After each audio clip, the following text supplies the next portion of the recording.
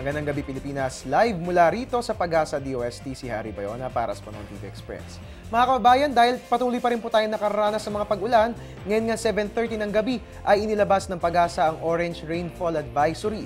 Ayon nga po rito, naobserbahan pa rin po ang moderate to heavy rains dito po sa atin sa Metro Manila, Rizal, Laguna, Cavite, Batangas, Quezon, Bulacan, Pampanga, Tarlac, Nueva Ecija, Zambales at Bataan. At inaasahan po ang heavy to intense rains na magpapatuloy dito po sa atin sa Metro Manila, Rizal, Cavite, Bulacan, Pampanga, Tarlac, Zambales at Bataan at magpapatuloy po yan for the next 3 hours. At mga kababayan, dahil nga po orange rainfall advisory nakataas sa atin, paghandaan po natin ang mga posibleng pagbaha lalong-lalo na po sa low-lying areas. Kung kaya't patuloy po nating i-monitor ang lagay ng ating panahon. Magbabalik po ang ating ulat panahon makalipas ang isang paalala. Teng, ang package. Ma'am, sabi ng Air 21 on the road na. Ano, Teng? Ang package. Ma'am, sabi ng Air 21 na receive na.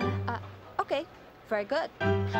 Basta padala, sagot ka ng Air 21. May real-time delivery updates via text para worry-free ka. Teng, ang package, napadala mo na? Yes, ma'am, sa Air 21. Sa Air 21, sagot ko, padala mo! At para naman sa mga nag-aabang ng announcements ng class suspension, meron pong sagot ang DepEd dyan. Bukas nga po, August 21, ay ipagdiriwang natin ang Ninoy Aquino Day. So regardless of the weather situations in your locality, special non-working day po tayo bukas, mga kababayan.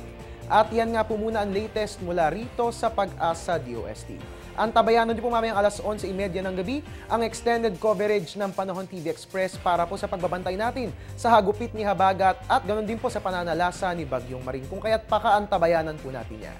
Inyo nga pong nakasama ang inyong weatherman, Harry Bayona, na nagpapaalalang tiwala lang. May tamang panahon ang bawat pagkakataon at dahil maulan po mga kababayan, sumilong na lamang po na tayo sa ating mga bahay nang sa gayon ay maiwasan natin ang anumang uri ng panganib at sakuna. Magandang gabi po.